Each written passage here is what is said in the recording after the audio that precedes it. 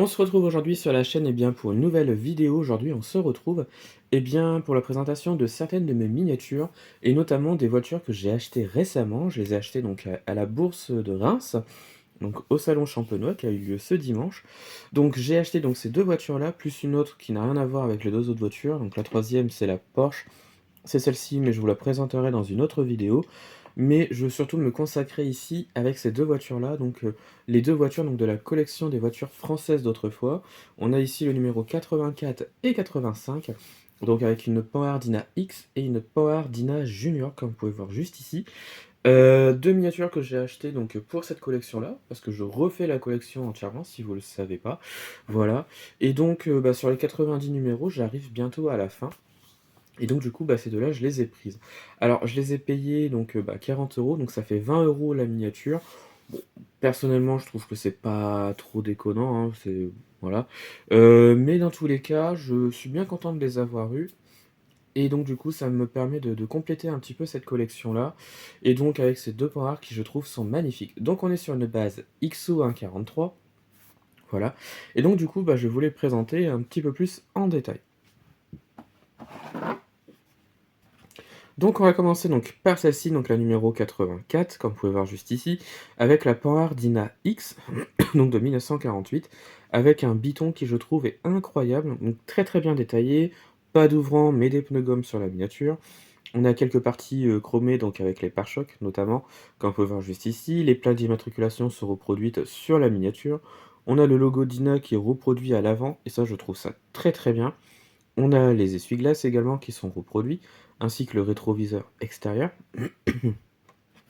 Les côtés, on a une ligne qui je trouve est incroyable, très très bien détaillée pour le coup, voilà.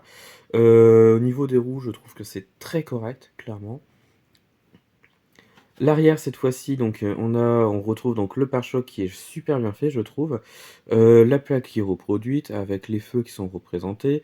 La trappe à essence est également reproduite à l'arrière, et ça j'apprécie beaucoup. Donc on est sur une miniature qui je trouve est très très belle, clairement. Et donc on retrouve la fameuse fiche technique donc, de cette Panhard Dyna X. Et donc du coup, donc la deuxième que j'ai achetée pour compléter cette collection, on est sur donc de la Panhard, encore une fois, la Panhard Dyna Junior, comme vous pouvez voir juste ici, donc de 1954. Petit cabriolet qui je trouve est incroyable et qui a notamment inspiré le style donc, de la Nissan Figaro. Voilà. Mais dans tous les cas, cette Panhard, je la trouve juste sublime, un jaune pétant qui je trouvais incroyable. Voilà. Au niveau des roues, je trouve que c'est très correct, voilà, donc on est sur des pneus gomme, il n'y a pas d'ouvrant, mais ce n'est pas gênant, voilà. La face avant est très très bien reproduite, donc avec pas mal de chrome également. On retrouve le logo Panhard sur le devant de la voiture avec la plaque d'immatriculation. Les pare-chocs sont très bien faits. On retrouve le logo Dyna, sur le devant en rouge, comme vous pouvez voir juste ici. Voilà. Les essuie-glaces sont représentés, voilà. L'intérieur est, je trouve, très très bien fait, très simpliste mais très bien fait, et franchement, il n'en faut pas plus pour cette miniature-là. On a la capote qui est reproduite ici, et je trouve que c'est très correct également. Et l'arrière, je le trouve très correct également. Les feux sont représentés. On a la petite trappe à essence également. La plaque d'immatriculation est très bien faite également. On retrouve le pare-choc, le logo Panhard juste à l'arrière. Et franchement, on est sur une miniature qui, je trouve, est incroyable. Voilà. Et donc du coup, la fiche technique de la Panhard Junior, comme vous pouvez voir juste ici. Voilà. Alors, Panhard Junior, c'est pas la première que j'ai, hein, j'en ai déjà une dans ma collection. La deuxième, c'est celle-ci, et elle est rouge, comme vous pouvez le voir juste ici.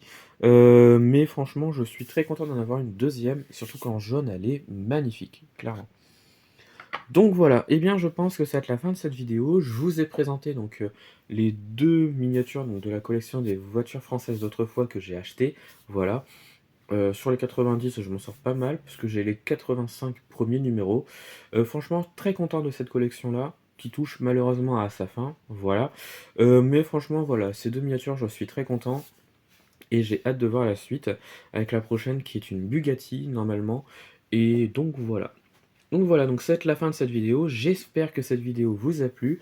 Dites-moi en commentaire de ce que vous avez pensé de la vidéo des miniatures, laquelle vous préférez parmi les deux. Voilà. Et puis retrouvez-moi sur la chaîne pour d'autres vidéos et retrouvez-moi sur Instagram et Facebook le compte Petite Voiture.